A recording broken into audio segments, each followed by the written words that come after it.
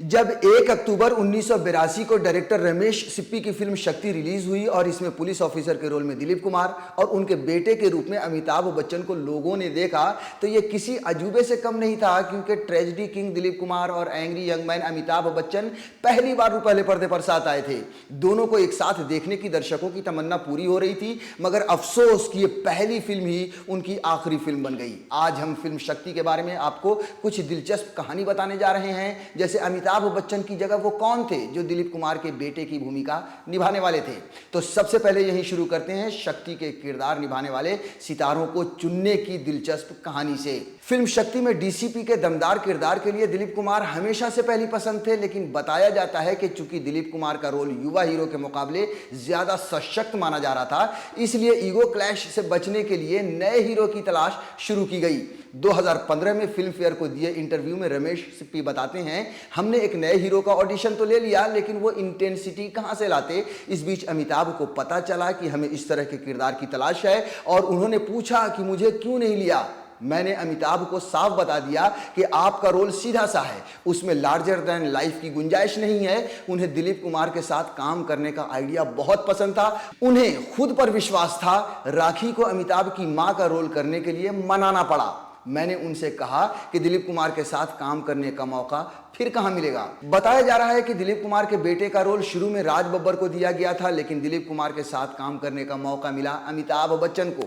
यह फिल्म 1977 में लॉन्च हुई थी, लेकिन रमेश सिप्पी को पहले फिल्म शान पूरी करनी थी, इसलिए शक्ति को टाल दिया गया था। इस फिल्म में नीतू कपूर हीरोइन थी, लेकिन चूंकि फिल्म टल गई थी इसलिए नीतू सिंह ने काम करना छोड़ दिया था। तब शक्ति में स्मिता पाटिल को लिया गया था।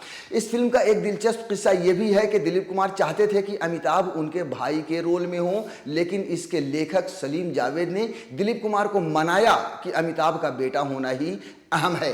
यह वो दौर था जब जंजीर, दीवार और शोले जैसी सफल फिल्मों के बाद एंग्री यंग मैन का टाइटल लिए अमिताभ बच्चन सुपरस्टार के तौर पर अपने आप को एस्टैब्लिश कर चुके थे, और ट्रेजेडी किंग का टाइटल लिए दिलीप कुमार अपने करियर की दूसरी पारी में नए दमदार किरदारों की तलाश में थे। ऐसे में दिलीप कुमार और अमिताभ बच्चन का आमने सामने होना अपने आप में चर्चा का विषय और खबरों में सुर्खियां थीं।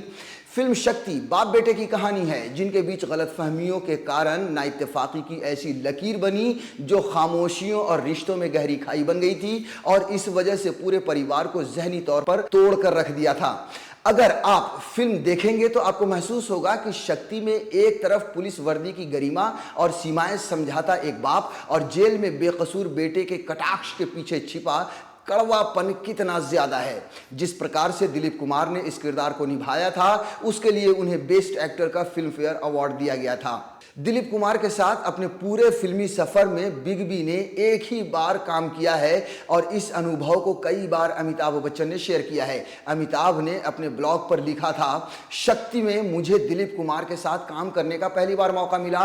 वो कलाकार जो मेरा आदर्श रहा था। फिल्म के आखिरी में मेरी मौत का सीन था जो मुंबई एयरपोर्ट के अंदर फिल्माया गया था, तब उसे सहार एयरपोर्ट कहते थे। हमें खास अनुमति मिली थी। जब मैं मौत वाले सीन की अकेले रिहर्सल कर रहा था, तब प्रोडक्शन और क्रू की ओर से बहुत शोर हो रहा था। उस वक्त दिलीप कुमार रिहर्सल नहीं कर रहे थे, लेकिन शोर सुनकर वो अचानक चिल्लाए और जोर से सबको चुप रहने के लिए कहा। उन्होंने कहा था कि जब कोई कलाकार रिहर्सल कर रहा हो तो उस पल की अहमियत समझनी चाहिए और उस स्पेस की इज्जत करनी चाहिए। दिलीप कुमार जैसे दिग्गज कलाकार के लिए किसी दूसरे कलाकार के लिए ऐसा करना उनकी महानता को दर्शाता है। भले ही इन्होंने सिर्फ एक ही फिल्म साथ में की हो, मगर अमिताभ बच्चन के लिए दिलीप कुमार क्या मायने रखते थे, आप अमिताभ बच्चन के उस बयान से समझ सकते हैं जो उन्होंने ब्लॉग में शेयर किया था। अमिताभ बच्चन ने लिखा था, जब मैं छोटा था तो किसी रेस्टोरेंट में हमें दिलीप कुमार दिख गए। मैंने हिम्मत करके उनसे ऑटोग्राफ मांगने का सोचा। मैं उत्साह से कांप रहा था, लेकिन मेरे पास ऑटोग्राफ बुक नहीं थी। मैं दौड़ कर गया और ऑटोग्राफ बुक लेकर आया और राहत की सांस ली कि वो रेस्टोरेंट में ही थे। वो बातचीत में पूरी तरह मगन थे। मैंने उनको कुछ कहा और बुक आगे बढ़ा दी। उनकी कोई प्रतिक्रिया नहीं थी। उन्होंने मेरी तरफ या मेरी बुक की तरफ देखा नहीं। थोड़ी देर बाद वो चले गए। मैं ऑटोग्राफ बुक हाथ में लेकर खड़ा रहा, लेकिन वो ऑटोग्राफ अहम नहीं था, अहम थी उनकी मौजूदगी।